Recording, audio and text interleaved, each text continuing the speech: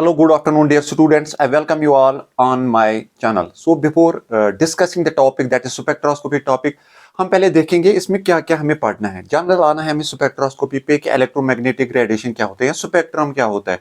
उसमें different ranges होती है, जैसे कॉस्मिक रेंज है, यूवी है, विजिबल है, इंफ्रारेड है, या आपका राडर रेडियो वेव्स होते हैं।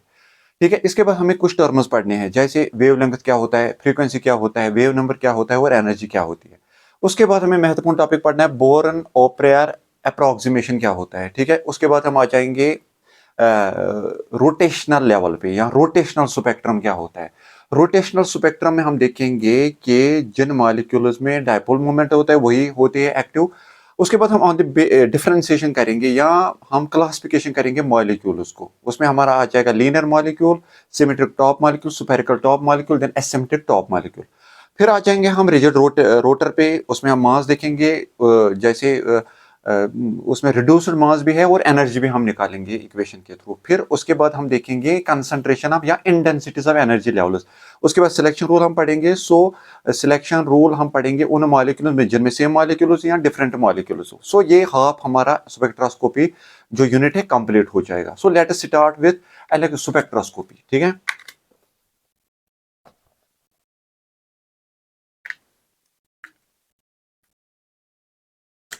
स्पेक्ट्रोस्कोपी डायरेक्ट आ जाएंगे हम। स्पेक्ट्रोस्कोपी में फर्स्ट जो टॉपिक है दैट इज इलेक्ट्रोमैग्नेटिक स्पेक्ट्रम या इलेक्ट्रोमैग्नेटिक रेडिएशन। अगर हम पुराने जमाने की बात करेंगे, पुराने जमाने में बोलते थे कि जो वेव होती है ये डायरेक्ट पास होती है स्ट्रेट लाइन में, but there are certain phenomena like diffraction, refraction और इंटरफेरेंस, जिससे ये वाली थ्योरी फेल होती है। फिर हमारे पास दो थ्योरीज आ गई, एक कार्पस्कुलर थ्योरी, दूसरी वेव थ्योरी। वेव थ्योरी का मतलब होता है जो वेव्स होती है, ये जो रेडिएशंस होती है वेव की फॉर्म में निकलते हैं और they are produced by charged electric charged particles and magnetic field which are perpendicular to each other and perpendicular to the propagation of wave. So these waves are produced by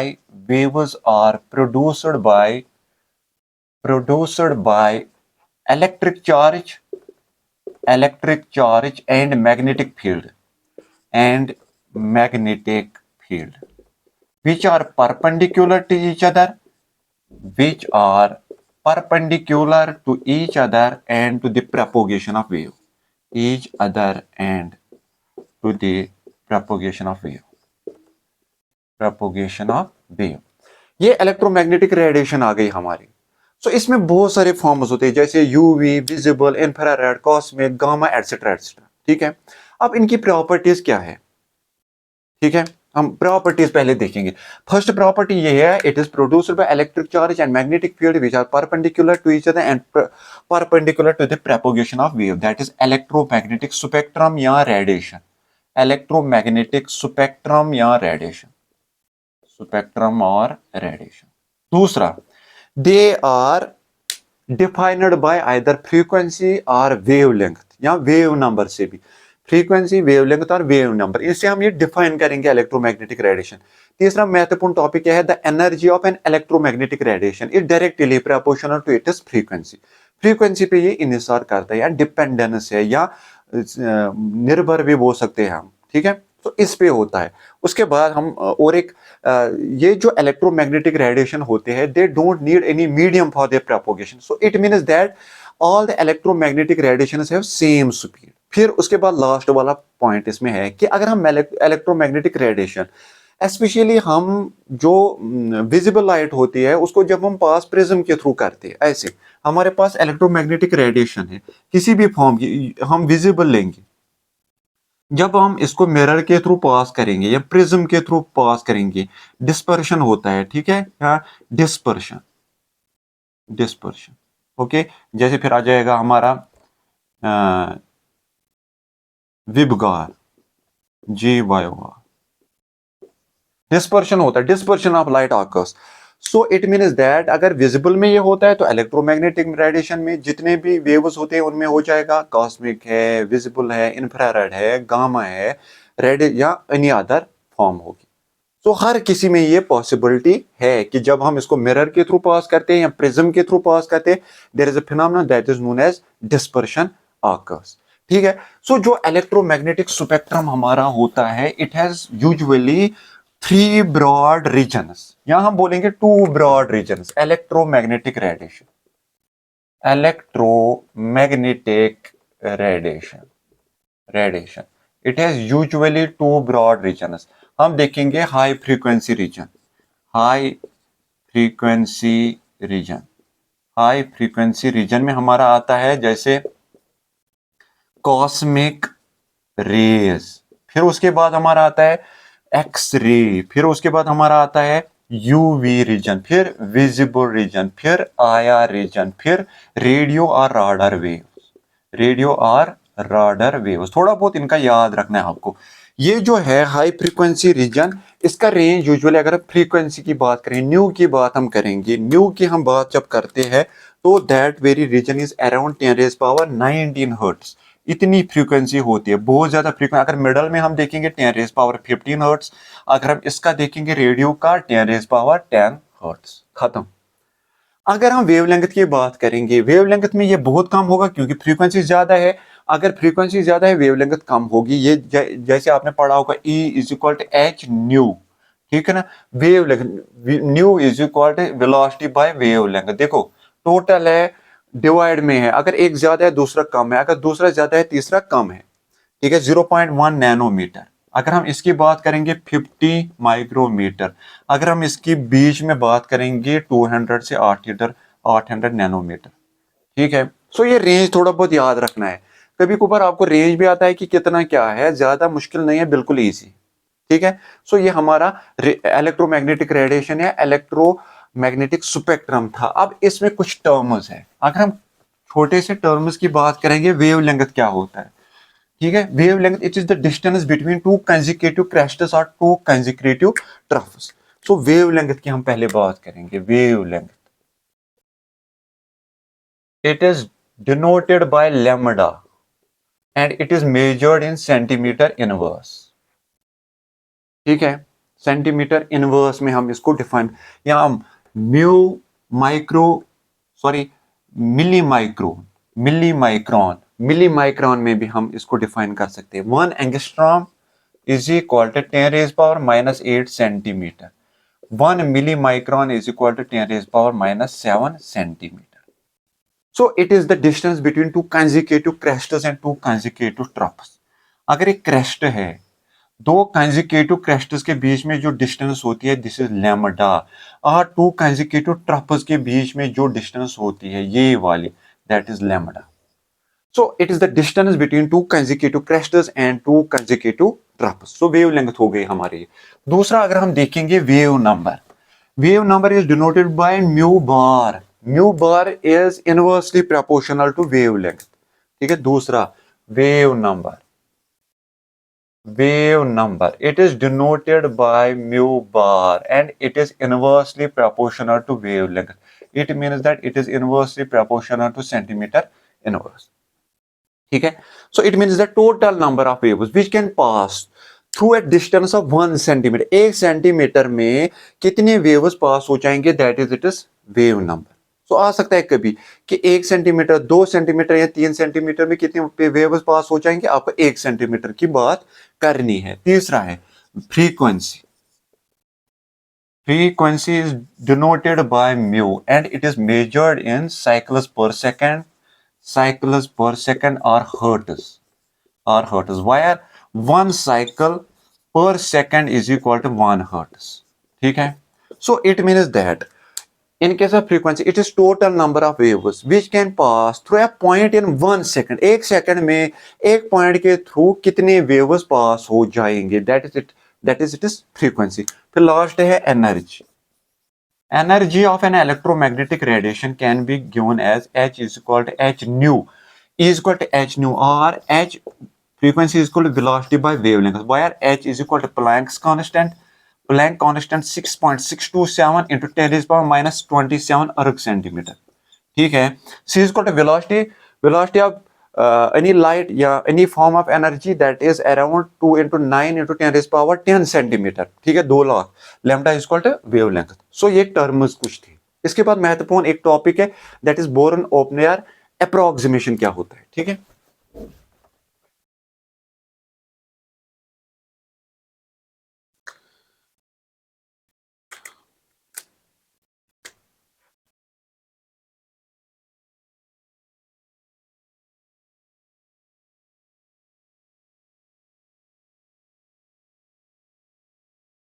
according to this approximation, जो waves होते हैं इन case of atom की अगर हम बात करेंगे, वहां nuclear wave भी बनेगी, इलेक्ट्रॉनिक वेव भी बनेगी। न्यूक्लियस की वेव, न्यूक्लियस जब मूव करेगा that is nuclear wave, electron जब मूव करेंगे that is electronic wave. But अगर हम देखेंगे एक न्यूक्लियस का साइज बहुत ज्यादा होता है, उस वो बहुत ज्यादा डेंस होता है। यहाँ we can see that the whole density of an atom is concentrated in a nucleus. It is around 20,000 more than that of electrons. So इसको मूव करना बहुत मुश्किल है। यहाँ बोल सकते हैं it is static. Nucleus is static while as electrons are revolving. So nucleus has nuclear जो इसकी wave है that is around zero. While as electrons की wave, electronic wave है, it has very much speed as compared to nuclear speed. So Schrodinger wave equation में हम इन दो terms को अलग अलग कर सकते हैं, ठीक है। That is Born approximation, Oppenheimer approximation. So बिल्कुल इजी है। न्यूक्लियस स्टैटिक हम लेते हैं जिसकी स्पीड कम होती है, इलेक्ट्रॉन्स की स्पीड बहुत ज्यादा होती है। सो ये दो terms nuclear spin and electronic spin हम श्रोडिंगर वेव इक्वेशन में अलग अलग कर सकते हैं। That is Born Oppenheimer approximation. इसके बाद हम आ जाएंगे रोटेशनल स्पेक्ट्रोस्कोपी में। Rotational spectroscopy, rotational spectroscopy. Rotational spectroscopy में सबसे इंपॉर्टेंट चीज है कि ओरिएंटेशन ऑफ मॉलिक्यूल्स हमें देखना है, ठीक है। ओरिएंटेशन ऑफ मॉलिक्यूल्स की वजह से स्पेक्ट्रोस्कोपी आती है जिसको बोलते हैं रोटेशनल स्पेक्ट्रोस्कोपी। अब ये 3D में हमें दिखाना है movement of inertia, especially X axis, Y axis and Z axis के थ्रू। Suppose we have 3 axis, this is X axis, this is Y axis and this is Z axis. यहां भी अगर हम देखेंगे डिस्टेंस 2a 2a 2a हम देखेंगे, और इसके बाद I, suppose this is I A, this I B, this is I C, movement of inertia. So हम एक ही बात 3D में एनालाइज नहीं कर सकते, इसी वजह से हम 2D में ही लेते हैं। So on this basis, on the basis of IA, IB, IC, we have different types of molecules. First is linear molecule. Linear molecule. Linear molecule का मतलब होता है like HCl, like O2, like Ne2। देखो यार इसमें मसला क्या है, IA जो है along x axis is equal to 0 and IB is equal to IC। उन वाले मॉलिक्यूल्स में that they are known as linear molecules like HCl। देखो HCl लीनियर मॉलिक्यूल। y और z एक्सिस सेम है, लीनियर मॉलिक्यूल देखो x axis पे 0 है moment of inertia, ठीक है। दूसरा is symmetric top molecule. Symmetric top molecule, symmetric top molecule. Symmetric top molecule का मतलब होता है IA is not equal to 0, ये 0 के बराबर नहीं होता है। IB is equal to IC। देखो एग्जांपल अगर हम इसमें देखेंगे CHCl3 या CHF3, दो एग्जांपल है, बिल्कुल इजी, ठीक है। ख्याल रखना है इसको। तीसरा चीजें याद करनी है, ये याद रखनी है। तीसरा है हमारा spherical top molecule. Spherical top molecule जिसमें सारे चाहे एक्स एक्सिस हो, वाई एक्सिस हो, जेड एक्सिस हो, सेम है, ठीक है। IA is equal to IB is equal to IC। So example है CH4 या SF6। अगर हम CH4 की बात करें, देखो ऐसे सेम है, सेम है, सारे बॉन्ड लेंथ सेम है, उसमें भी सारे बॉन्ड लेंथ सेम है, ठीक है। सो बिल्कुल इजी है। And last one is asymmetrical top molecule. Asymmetrical molecule में कोई भी सेम नहीं होता है। So asymmetrical top molecule, top molecule IA is not equal to IB is not equal to IC। Example water, खत्म, ठीक है। सो मॉलिक्यूल्स हमारे खत्म हो गए। Now coming to one more topic. इसके बाद हम रिजिड डायटॉम या रिजिड रोटर की बात करें या डायटॉमिक मॉलिक्यूल हम बात करेंगे। उसमें मास होता है M1 M2, डिस्टेंस होती है सपोज R, ठीक है। वो वाइब्रेट करता है, ठीक है ना, वाइब्रेशन या ओरिएंटेशन होती है, वाइब्रेशन। अब इसमें मसला क्या है, एनर्जी वो मॉलिक्यूल शो करते हैं रोटेशनल स्पेक्ट्रोस्कोपी जिनमें परमानेंट डायपोल मूवमेंट हो। डायपोल मूवमेंट का मतलब होता है same charge but different, sorry charge same होना चाहिए मगर उनका जो चार्ज होता है पॉजिटिव एंड नेगेटिव होगा और डिस्टेंस साथ में होगी। ठीक है, तो हम बात करेंगे अब रिजिड डायटोमिक मॉलिक्यूल की। रिजिड, रूटर या डायटोमिक मॉलिक्यूल सबसे महत्वपूर्ण पॉइंट यहां क्या है, it should possess permanent dipole moment. Permanent dipole moment, ये महत्वपूर्ण टॉपिक है यहाँ। ठीक है, ये आ जाता है। डायपोल मोमेंट का मतलब होता है P is equal to Q into D, distance. देखो ऐसे हमारे पास मॉलिक्यूल है, ऐसे ये प्लस क्यू है, ये माइनस क्यू है और साथ में डिस्टेंस डी है। So dipole moment is given as Q into D. ठीक है, इन फिजिक्स हम बोलते हैं माइनस से हम शुरुआत करते हैं, minus to positive. In chemistry we use from positive to negative dipole moment. ठीक है, अच्छा इसके बाद हम बात करेंगे कि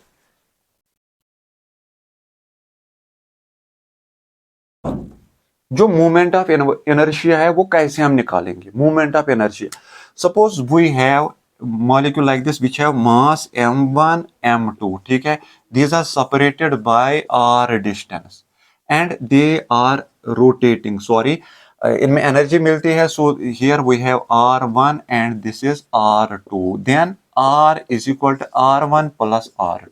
ये r इस r1 और इस r2 के बराबर होगा अगर हम मूवमेंट ऑफ इनर्शिया करेंगे। यहाँ इसमें मसला क्या होता है, एनर्जी मिलती है रोटेशनल लेवल्स, छोटे लेवल से नीचे लेवल से ऊपर लेवल तक जाता है। ठीक है, और इसमें ये चीज भी याद रखनी है कि कौन सा जो ट्रांजिशन है पॉसिबल है या सिलेक्शन रूल उसके थ्रू हमें वो भी डिफाइन करना है। So I in this case is equal to mu into R square. Mu is reduced mass, reduced direct आता है क्वेश्चन, आई किसके बराबर हो, I is equal to m2 divide by m1 plus m2 R square. So ये direct question आता है आपको। If you have two atoms that is m1 and m2 in a molecule which are stretching or which are rotating or which are going from lower energy state to higher energy state, what is the moment of inertia? That is like this, mu r square, mu is equal to reduced mass। ठीक है, अच्छा energy हम देखेंगे इनकी, energy कैसे निकालते हैं। Energy directly obtained as E is equal to h square j divide by 8 pi square I j plus 1, where j देखो नीचे वाली लेवल है, j is equal to 0 1 2, j is equal to 3, खत्म, या 4 5 6। ठीक है, अगर हम J1 0 डालेंगे, जीरो स्टेट पे हम देखेंगे J की एनर्जी क्या है। So it means that J is equal to 0, it means that 1। So E 0 भी हम कह सकते is equal to h square j, h square j के बदले में भी 1 होगा 8 पाई स्क्वायर I। अच्छा E1 पे क्या है, 1 अगर हम यहां प्लॉट करेंगे इस वाले, इसमें क्या है h square 8 pi square I। अगर हम यहां प्लॉट करेंगे j इज इक्वल टू 1, ये 2 बन जाएगा। So E1 is equal to 2h square j, sorry j नहीं, j तो हमने वैल्यू डाल दिया 8 पाई स्क्वायर I। सो यहां हमारा वैल्यू क्या आ जाएगा 2h square 8 pi square I। अगर हम 3 डालेंगे सो E3 इज इक्वल टू 3 डाल दो यहाँ, सॉरी 2 में क्या आ जाएगा 3, यहाँ ज्यादा आ जाएगा। अगर एक ही डाल दिया हमने 1, सॉरी 1 पे हमने किया E1, E2 पे हम देखेंगे, देखो 2 अगर हम यहां डालेंगे 2 2 एंड 1 इज इक्वल टू 3, ये 1 ही आ जाएगा। सो 3h square divide by 8 pi square I। सो यहां आ जाएगा 3h square divide by 8 pi square I, sorry 3 नहीं, अगर यहां हम 2 डालेंगे 3 3 दूनी 6 आ जाएगा यहाँ, सॉरी 6 यहाँ आ जाएगा 6। सो ऑनवर्ड्स फिर 4 डालेंगे तो क्या आ जाएगा 4 5 5 दूनी 10। ठीक है, 4 अगर हम यहाँ डालेंगे E3 is equal to 4 12 h square divide by 8 pi square I। So 12 वाला आ जाएगा यहाँ। ठीक है, सो बिल्कुल इजी है। ये एनर्जी लेवल है, अगर जे 0 होगा तो एनर्जी लेवल ये, अगर 1 है तो ये, अगर 2 है तो ये, अगर 3 है तो ये। सो बिल्कुल इजी है। अच्छा, इसके बाद हम सिलेक्शन रूल देखेंगे। सिलेक्शन रूल भी महत्वपूर्ण है। Selection rule del J is equal to plus minus 1. There should be a difference of only plus minus 1. अगर plus minus 1 नहीं, अगर 0 है then rotational levels या rotational spectroscopy possible नहीं है। So selection rule में आपको ख्याल रखना है del J will be equal to या should be equal to plus minus 1. So selection rule हम देखेंगे।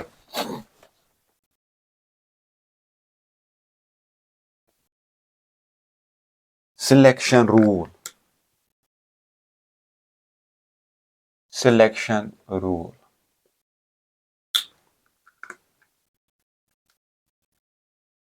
Selection rule for rotational spectra del J is equal to plus minus 1.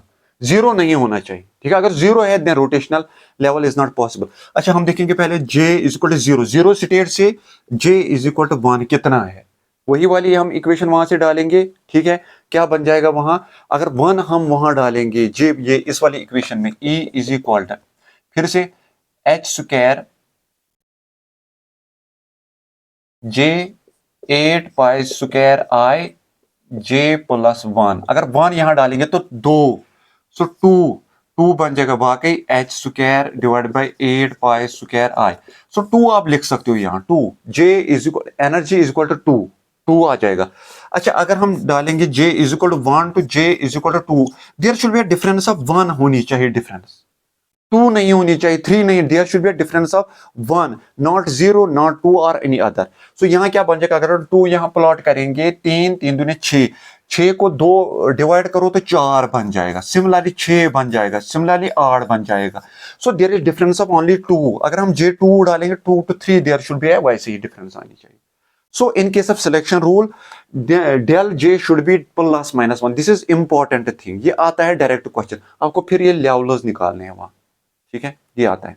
इसके बाद हम बात करेंगे इंटेंसिटीज की या प्रोबेबिलिटी की या concentration of molecules in a particular state. अगर मॉलिक्यूल सेम है, कंसंट्रेशन या intensities at a particular level, intensities at a particular energy state, at a particular energy state, energy state. देखो यार, अगर मॉलिक्यूल सेम होंगी, same A B ए, तो जितने भी स्टेट्स है उनमें सेम कंसंट्रेशन होगी मॉलिक्यूल। चलो टेंशन नहीं है बिल्कुल कि एक स्टेट में एक है, दूसरे स्टेट में दूसरे हैं, तो हम जो पर्टिकुलर टेम्परेचर पे देखेंगे एन जे और एन आई स्टेट में कितने मॉलिक्यूल्स है, आराम से N J, suppose this is N J state, this is N I state, हम कंसंट्रेशन देखेंगे at these two states at particular temperature, particular temperature N J divide by N I is equal exponential minus E I divide by K T. बस इसके through हम निकालते हैं, direct लगाना है यही वाली equation for same molecule. Same molecule अगर है, अगर डिफरेंट मॉलिक्यूल्स है then we have to use a term that is 2J plus 1। 2J plus 1 हमें आगे से लगाना है, ठीक है। अगर डिफरेंट मॉलिक्यूल्स है, for different molecules we have to use Nj divided by Ni is equal to 2J plus 1 exponential EI divided by KT, खत्म।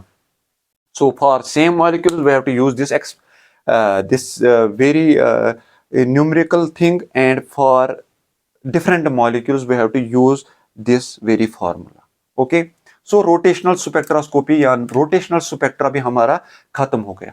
सो इन कंक्लूजन, अगर हम कंक्लूजन की बात करेंगे, आज हमने इलेक्ट्रोमैग्नेटिक स्पेक्ट्रम पढ़ा, उसमें उसकी प्रॉपर्टीज हमने पढ़ी, हमने डिस्पर्शन की बात की, हमने फिर कुछ टर्म्स की बात की, वेव लेंथ की बात की, वेव नंबर की बात की, फ्रीक्वेंसी की बात की एंड एनर्जी की बात की। उसके बाद बोरन ओपनियर अप्रोक्सीमेशन की भी हमने बात की। फिर रोटेशनल स्पेक्ट्रोस्कोपी पे आ गए, हमने बोला परमानेंट डायपोल मोमेंट होना चाहिए। Dipole moment is charge into distance. Physics में नेगेटिव से पॉजिटिव की तरफ और केमिस्ट्री में पॉजिटिव से नेगेटिव की तरफ। फिर हमने बात की कि उसके बाद हमने डिफरेंट मॉलिक्यूल्स की बात की on the base of I A I B I C. हमारे पास लीनियर मॉलिक्यूल है, सिमेट्रिक टॉप मॉलिक्यूल है, स्फेरिकल टॉप मॉलिक्यूल है, unsymmetrical top molecule. Particular examples हमने दे दी। फिर हमने मोमेंट ऑफ इनर्शिया की बात की। उसके बाद हमने एनर्जी स्टेटस भी निकाले, H square J divide by 8 pi square I J plus 1, इसके थ्रू भी हमने बात की। सिलेक्शन रूल की बात की, del J is equal to plus minus 1।